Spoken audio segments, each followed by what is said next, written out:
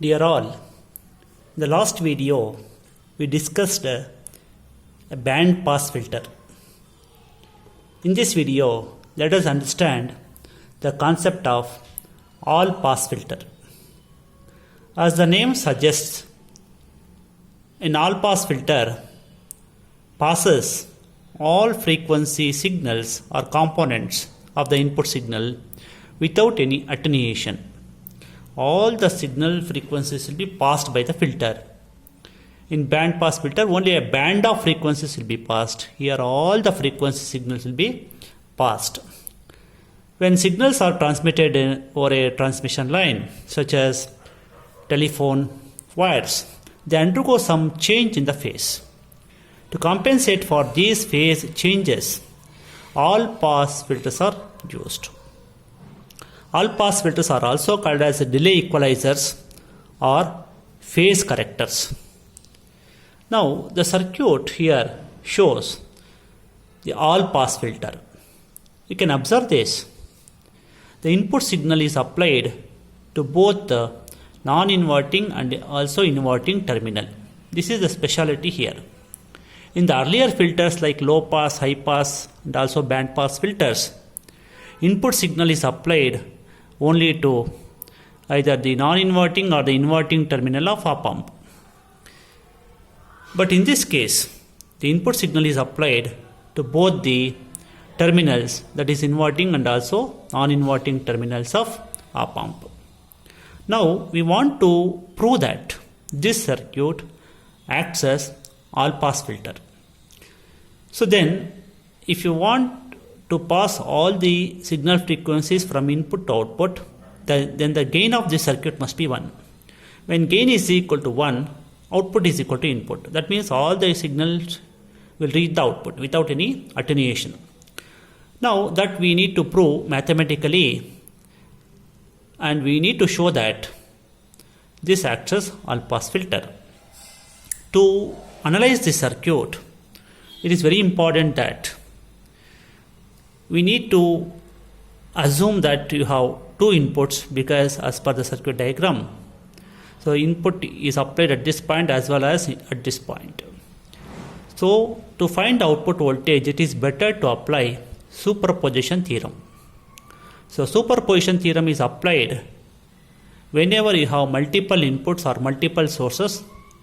If you want to find the response of the circuit, it is better to go for superposition theorem. You have two inputs here. Let the voltage at this point be V in 1 and voltage at this point be V in 2. So when you are applying this theorem, we need to consider only one input at a time by making the other input 0. Each time we need to find the output voltage. Now if I consider this input at this point, and if I make this at this point voltage at this point 0, let the voltage output voltage be V0 dash. Now how the circuit looks like? The circuit looks like this. So I am applying input here, I am making the input at this point 0. This is the circuit. Let the output voltage be V0 dash. Now what is this circuit? You are applying some input to non-inverting terminal and the feedback is negative, hence it acts as non-inverting amplifier. So when the feedback is negative, it is an amplifier. When you apply some input to non-inverting terminal, definitely it's a non-inverting amplifier. Now, voltage at non-inverting terminal, let it be V1. I want to find the voltage at this point with respect to ground, that is V1. So actually, this is a series circuit. If I take the input voltage as V in like this with respect to ground, this is a loop. So this input voltage gets divided across R and C. Definitely I can apply voltage divider rule to find the voltage across this point, this capacitor. So using voltage divider rule, this voltage V1 is equal to, that is this voltage is equal to this component divided by sum of this component into total voltage applied to this series circuit, that is V in. So V1 is equal to minus JXC. For capacitor we write minus JXC divided by R minus JXC into V in. This is V1 we got. Now this circuit is what circuit? It's a non-inverting amplifier. In an amplifier, output is equal to what? Gain multiplied by input. What is the gain here? 1 plus Rf by R1 is the gain of a non-inverting amplifier. Already we know. 1 plus feedback resistor divided by grounded resistor. So output is equal to gain multiplied by input. What is input here? V1. So V0 dash is equal to 1 plus Rf by R1 into V1. Where is V1? V1 is waiting here, substitute. Since Rf is equal to R1, already we assumed in the original circuit itself. You can see here, in the original circuit we are taking this feedback resistor Rf equal to R1. So then this becomes 2 times V1. Substituting V1 here, we get this equation. Since minus j can be written as 1 by j, x equal to 1 by 2 pi fc, if we substitute here, then we get 2 into Vin into, take j to the denominator, so minus j equal to 1 by j, x equal to 1 by 2 pi fc.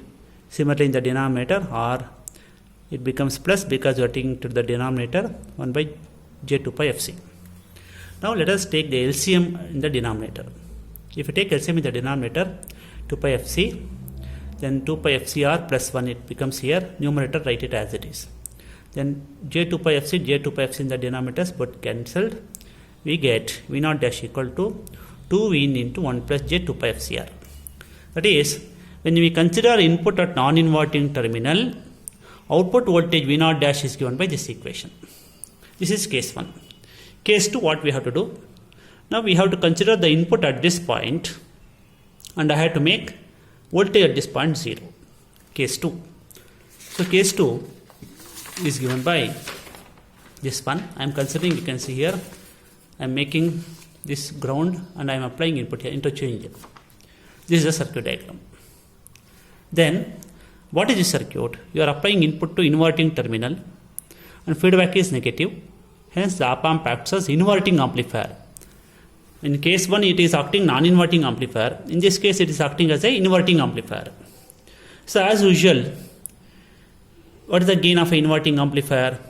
That is feedback resistor by input resistor with a negative sign. That is minus Rf by R1 is the gain of an inverting amplifier. So output is equal to always gain multiplied by input in case of an amplifier. So closed loop gain is equal to minus Rf by R1. What is closed loop gain? Output by input. So V0 dash by Vin is equal to minus Rf by R1. Therefore output is equal to gain multiplied by input. Since Rf is equal to R1 as usual, then we get minus Vin as V0 double dash. So V0 double dash, in the second case I am considering output as V0 double dash. Then according to superposition theorem, when both inputs are considered, the actual output is given by algebraic sum of these two voltages. That is V0 is equal to V0 dash plus V0 double dash. So V0 dash we substitute here, which we got V0 dash, this one, this equation, and V0 double dash minus Vin, substitute here. Let us simplify. In these two terms, Vin is common, then 2 by 1 plus j2 pi fcr minus 1 will get. Then here, take LCM here, it gets multiplied here, whole divided by 1 plus j2 pi fcr. Then minus, you multiply it, remove the bracket, minus 1 minus j2 pi fcr divided by 1 plus j2 pi fcr. So 2 minus 1 is 1, and minus write it as it is, j2 pi fcr divided by 1 plus j2 pi fcr. That is closed loop gain. That is what I am doing here. I am cross multiplying V0 by Vn. I am cross multiplying is equal to this. So V0 by Vn is equal to 1 minus j2 pi fcr divided by 1 plus j2 pi fcr. Suppose if I take the magnitude of this gain, magnitude, what happens? We get root of 1 plus 2 pi fcr whole square divided by 1 plus 2 pi fcr whole square. So then numerator and denominator is same. So if you cancel, you get 1. Therefore, the magnitude of gain of this circuit, what is the magnitude of the gain of this circuit, is equal to 1. When the magnitude of gain of this circuit is equal to 1, represents what? V0 is equal to Vn. When V0 is equal to Vn, then all the input signals will reach the output. So input is equal to output, all the input signal frequencies reaches the output without any attenuation. but there is a slight phase difference between the input and output. Thus, this circuit acts as all-pass filter, passing all the frequency signals from input to output without any attenuation. Thank you for watching.